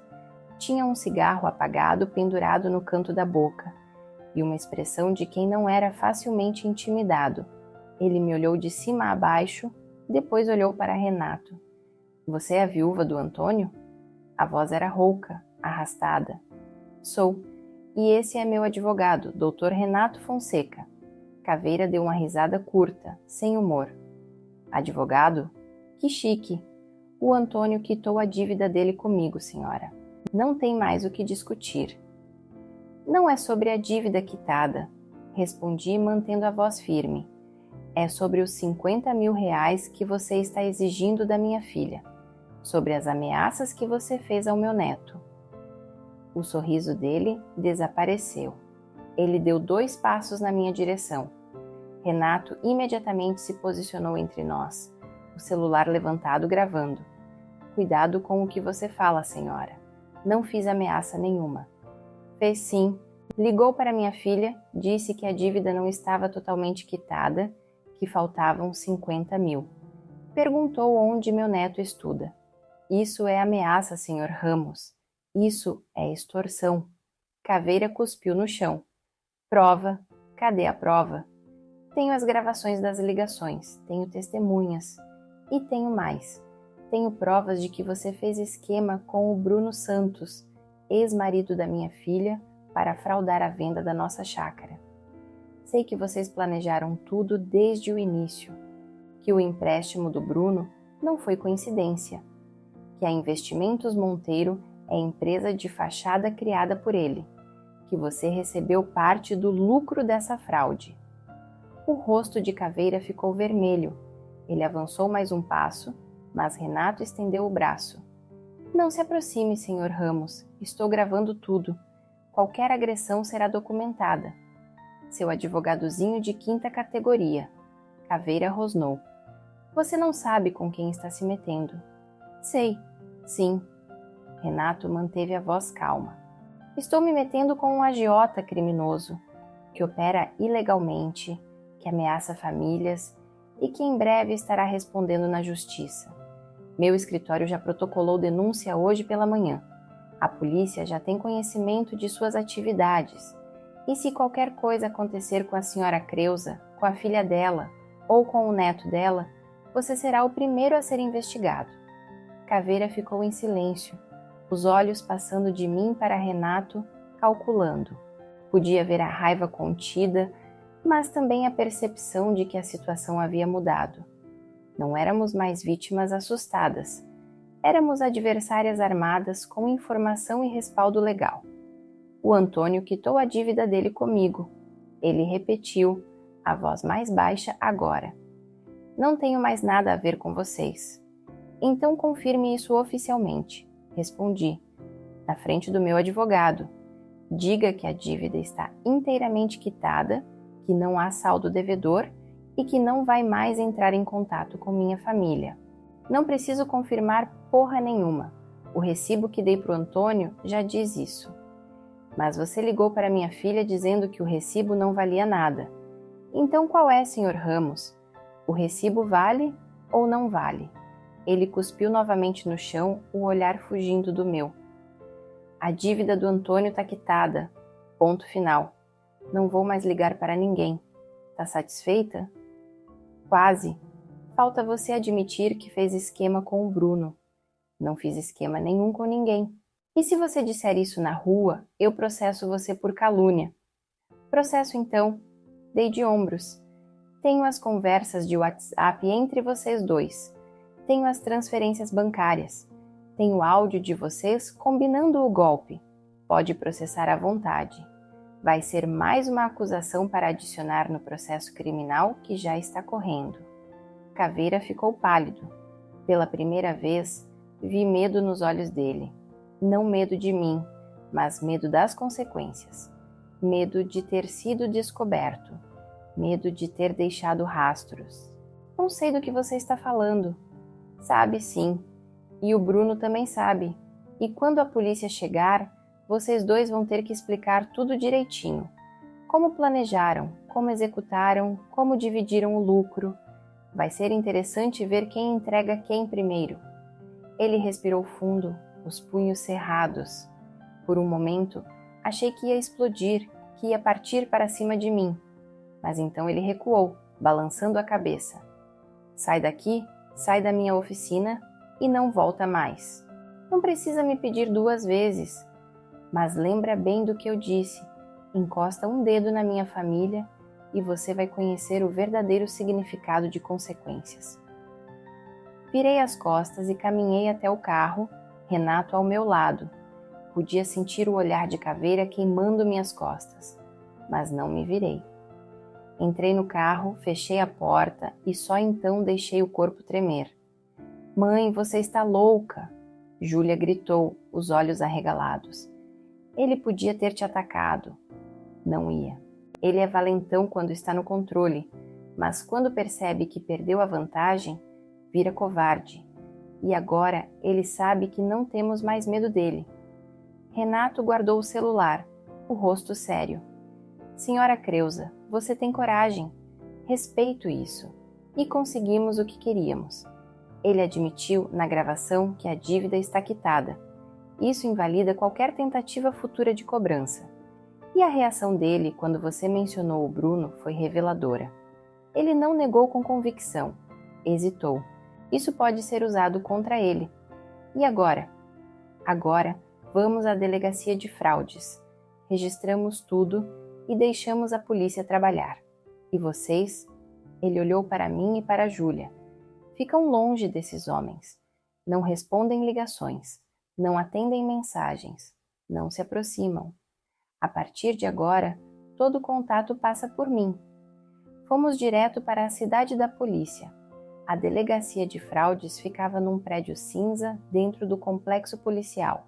Esperamos mais de 1 hora para ser atendidas, mas quando finalmente nos chamaram, o delegado, um homem de uns 50 anos, grisalho, com ar cansado, nos recebeu com atenção. Renato apresentou o caso, mostrou os documentos, mostrou as gravações. O delegado ouvia fazendo anotações. Quando Renato terminou, ele suspirou pesadamente. Vocês têm um caso sólido aqui. Fraude imobiliária, estelionato, formação de quadrilha. Vou abrir inquérito policial imediatamente. Vou expedir mandados de busca e apreensão para a oficina do Caveira e para o endereço do Bruno em São Paulo. Vou intimar os dois para depoimento e vou solicitar ao juiz medida protetiva para vocês. Quanto tempo isso leva? Perguntei. Se o juiz der despacho rápido, uns 3 dias para as medidas protetivas. Os mandados de busca podem sair na próxima semana. Os depoimentos depende, mas quero que vocês entendam. Esses homens podem reagir. Agora que sabem que vocês os denunciaram, podem tentar intimidar, podem tentar negociar, podem até tentar sumir com provas. Precisam ficar alertas. E a chácara? Júlia perguntou. Tem como a gente recuperar o dinheiro que meu pai enterrou lá? O delegado trocou um olhar com Renato. Oficialmente, não posso autorizar vocês a invadirem uma propriedade que não é mais de vocês. Mas, se vocês entrarem discretamente, pegarem o que é de vocês e saírem sem causar problemas, é improvável que haja consequências. Só não façam isso à noite. Não levem ferramentas que possam ser interpretadas como invasão com intenção de roubo e não causem danos. Entendem o que estou dizendo? Entendi perfeitamente. Ele estava nos dando luz verde, desde que fôssemos discretas. Saímos da delegacia às 18h40. O sol já estava se pondo, as sombras alongando-se sobre o asfalto. Júlia, amanhã cedo vamos à chácara. Precisamos recuperar aquele dinheiro antes que alguém descubra que existe. E se o Paulo Monteiro estiver lá? Ou os seguranças dele? Vamos entrar, pegar o dinheiro e sair. Rápido e silencioso. Seu Valdir disse que a jabuticabeira fica do lado esquerdo da casa. Sei exatamente onde é. Leva uma pá pequena, a gente cava, pega a lata e vai embora. 20 minutos no máximo. Júlia assentiu, mas o medo ainda estava estampado no rosto dela. Mãe, e se der errado? Segurei a mão dela. Não vai dar errado. Seu pai preparou tudo para nós. Agora é nossa vez de honrar o sacrifício dele e de proteger o Gabriel. Aqueles 50 mil reais são nossos por direito. Ninguém vai nos impedir de recuperá-los. Naquela noite, voltamos para casa exaustas, mas com a sensação de que, finalmente, estávamos tomando o controle da situação. As peças estavam se encaixando. A verdade estava vindo à tona. E Antônio, lá de onde estivesse, estava nos guiando. A batalha ainda não tinha terminado, mas estávamos ganhando. O despertador tocou às 5h30 da manhã. Levantei com o corpo dolorido, mas a mente alerta. Hoje era o dia. Hoje recuperaríamos o que Antônio havia deixado para nós. Júlia chegou às 6h15. Deixara Gabriel com uma vizinha de confiança, uma senhora aposentada que morava no mesmo prédio dela há anos. Vestíamos roupas simples, discretas. Eu levava uma pá de jardinagem pequena dentro de uma mochila, junto com 2 garrafas de água e luvas de trabalho. A viagem até Itaguaí levou 1 hora e 40 minutos. O trânsito estava tranquilo naquela manhã de quinta-feira. O sol nascia devagar, tingindo o céu de laranja e rosa. Era um dia bonito, quase irônico, considerando o que estávamos prestes a fazer. Chegamos à chácara às 8 horas da manhã. O portão de ferro estava fechado, mas não trancado. Empurrei e ele se abriu com um rangido. Olhei ao redor. Nenhum carro estacionado, nenhum sinal de vida. Parece que não tem ninguém, Júlia sussurrou. Melhor assim. Vamos entrar, fazer o que viemos fazer e ir embora. Caminhamos pela estrada de terra que levava à casa principal. A propriedade estava diferente. A grama estava mais alta, não cortada há semanas. Algumas janelas da casa tinham tábuas pregadas. Parecia abandonada. Que estranho, murmurei. Achei que a construtora fosse reformar tudo. Talvez ainda não começaram. Ou talvez desistiram do projeto. Contornamos a casa até o lado esquerdo. Lá estava ela, a jabuticabeira grande que Antônio tanto amava. Era uma árvore velha, com tronco grosso e galhos retorcidos. Seus frutos roxos escuros estavam maduros, alguns caídos no chão. É aqui, apontei. Seu pai disse que enterrou uns 60 centímetros de profundidade. Tirei a pá da mochila e comecei a cavar. A terra estava úmida da chuva da noite anterior, facilitando o trabalho. Júlia ficava de olho na casa e na estrada, vigiando. Cavei por 15 minutos, suando apesar do frio da manhã. A pá bateu em algo metálico. Achei! Júlia se aproximou. Cavei ao redor do objeto, expondo uma lata azul de biscoitos do tipo que se usava antigamente. Estava enferrujada nas bordas, mas intacta. Puxei-a para fora e limpei a terra com as mãos tremendo. Abri a tampa. Dentro, embrulhados em plástico transparente e fita adesiva, havia maços de notas de R$ 100. Muitos maços. Tirei um e contei rapidamente. R$ 5.000 em cada maço. 10 maços. R$ 50.000, exatamente como Antônio havia dito. Meu Deus! Júlia cobriu a boca com as mãos. Ele realmente deixou isso para a gente. Deixou porque ele sabia que ia dar errado, sabia que íamos precisar. Guardei a lata na mochila e estava começando a jogar terra de volta no buraco quando ouvimos o barulho de um motor. Um carro estava se aproximando pela estrada de terra. Merda! Júlia sussurrou. Alguém está vindo. Calma, pode ser só alguém passando. Mas o carro parou em frente ao portão. Era uma SUV preta, a mesma que seu Valdir havia descrito. Meu coração disparou. É o Paulo Monteiro. Vamos! Para onde, mãe? Ele está bloqueando a saída. Olhei ao redor desesperadamente. A casa tinha uma porta dos fundos que dava para um matagal. Se conseguíssemos chegar lá... Vem, pelos fundos. Corremos agachadas, usando a casa como cobertura. Ouvimos vozes masculinas conversando na frente da propriedade. 2 vozes. Paulo Monteiro e outra pessoa.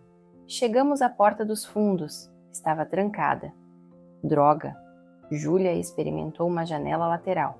Estava entreaberta. Empurrou e conseguiu abri-la.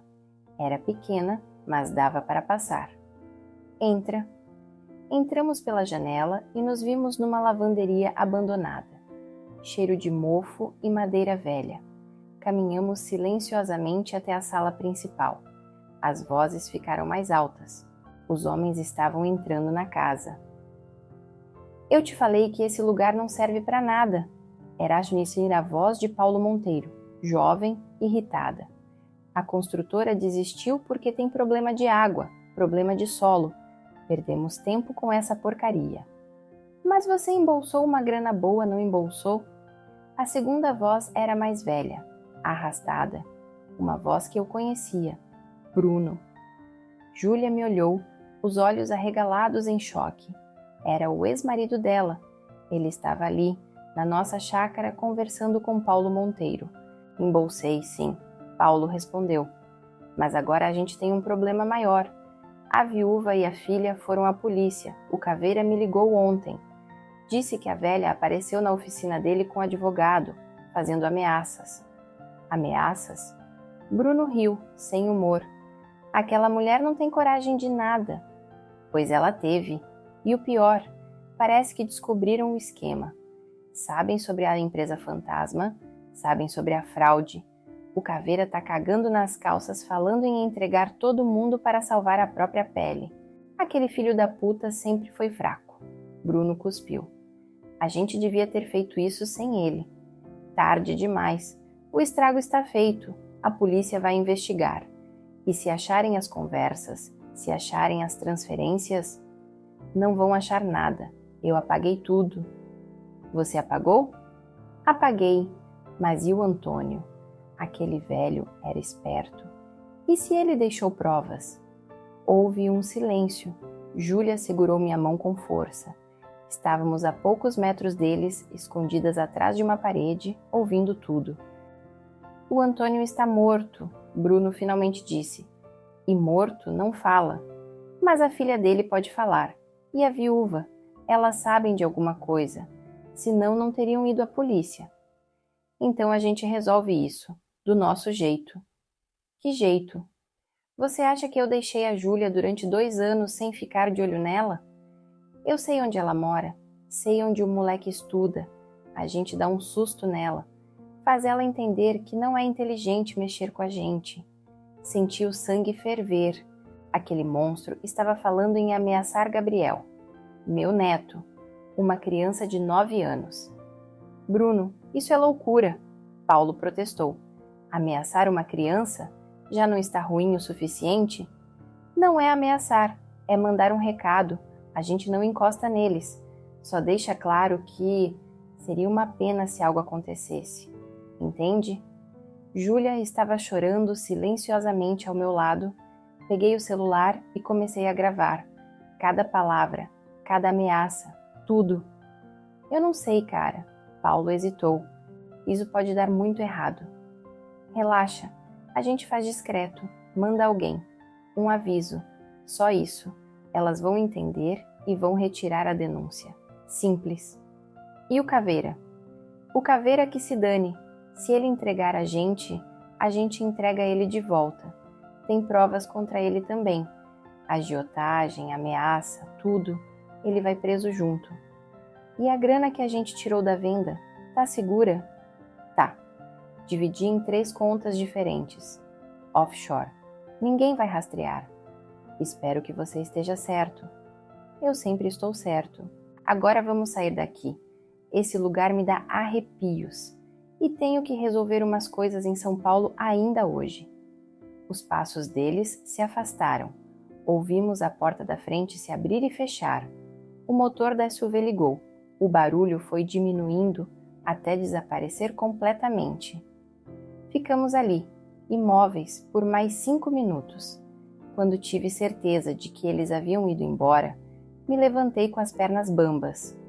Você gravou tudo? Júlia perguntou, a voz rouca. Gravei. Cada palavra, cada ameaça. Eles acabaram de se enterrar. Saímos da casa pelos fundos, atravessamos o matagal e contornamos a propriedade até alcançar a estrada. Nosso carro estava onde o deixamos, uns 100 metros portão abaixo.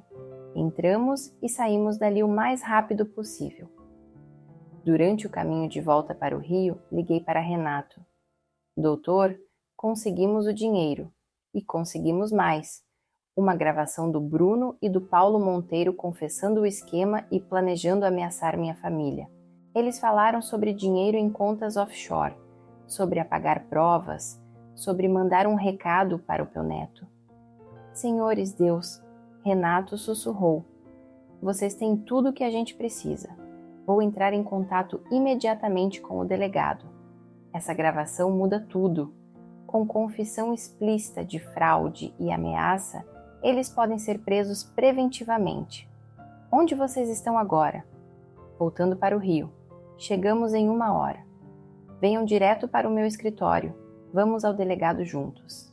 E vocês ficam sob proteção policial a partir de agora. Não vão para casa. Não vão para lugar nenhum sozinhas. Esses homens são perigosos. Chegamos ao escritório de Renato às 11 da manhã. Ele já tinha ligado para o delegado que nos esperava na cidade da polícia às 13 horas. Passamos aquele tempo organizando tudo. A gravação da chácara, as fotos dos documentos do cofre, os 50 mil reais que havíamos recuperado. Na delegacia, o delegado ouviu a gravação 3 vezes. A cada vez, seu rosto ficava mais sério. Isso é ouro, ele finalmente disse. Confissão de fraude, lavagem de dinheiro, ameaça, formação de quadrilha. Com isso, consigo mandado de prisão preventiva para os 2 e vou oficiar à Receita Federal sobre as contas offshore. Se eles movimentaram dinheiro ilegal para o exterior, é crime federal. Vai cair nas mãos da Polícia Federal. Quanto tempo até prenderem eles? Perguntei. Se o juiz assinar hoje, 48 horas. Vou expedir os mandados agora. A polícia de São Paulo vai prender o Bruno. Aqui no Rio, vamos atrás do Paulo Monteiro. E do Caveira também. Todos os 3 vão responder juntos. E a gente? Júlia perguntou. Como ficamos? Vocês ficam em local seguro até os mandados serem cumpridos. Tem uma casa de proteção a testemunhas. Não é confortável, mas é segura. Vão ficar lá por alguns dias até a situação se estabilizar. Concordamos. Não tínhamos escolha. Gabriel foi trazido para a casa de proteção, um apartamento pequeno numa região discreta de Bento Ribeiro, com 2 policiais fazendo guarda 24 horas. Passamos 3 dias ali. 3 dias de angústia, esperando notícias. Gabriel reclamava do tédio, mas entendeu que era necessário. Júlia mal dormia, pulando a cada barulho. Eu rezava. Rezava para que tudo desse certo, para que Antônio, lá de onde estivesse, nos protegesse. No 3º dia, Renato apareceu com um sorriso no rosto. Prenderam os 3. Bruno foi preso em São Paulo ontem à noite. Paulo Monteiro foi pego aqui no Rio hoje cedo, tentando pegar um voo para o Paraguai. E o Caveira foi encontrado na oficina dele. Todos estão na cadeia. Prisão preventiva de 30 dias enquanto correm as investigações. Senti as pernas fraquejarem. Júlia gritou de alívio e me abraçou. Acabou, mãe? Acabou. Ainda não. Renato advertiu. Eles vão ter advogados, vão tentar reverter as prisões, mas com as provas que temos é improvável. E tem mais. A Polícia Federal apreendeu mais de 400 mil reais nas contas do Bruno. Dinheiro da fraude. Esse valor vai ser bloqueado e eventualmente revertido para vocês como restituição. 400 mil? Júlia mal conseguia acreditar. Isso, mais os 50 mil que vocês recuperaram, mais a indenização que vamos pleitear na Justiça Civil contra a Imóveis Vale Verde. No total, vocês devem recuperar perto de R$ 1 milhão. Não é tudo que perderam, mas é justo.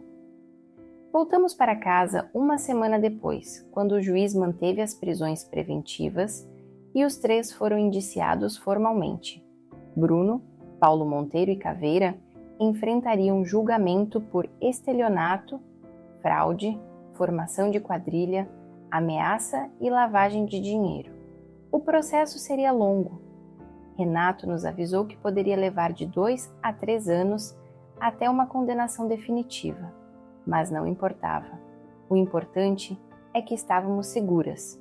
O importante é que a verdade havia vindo à tona. Era uma manhã ensolarada de março quando voltei à chácara pela primeira vez desde aquele dia.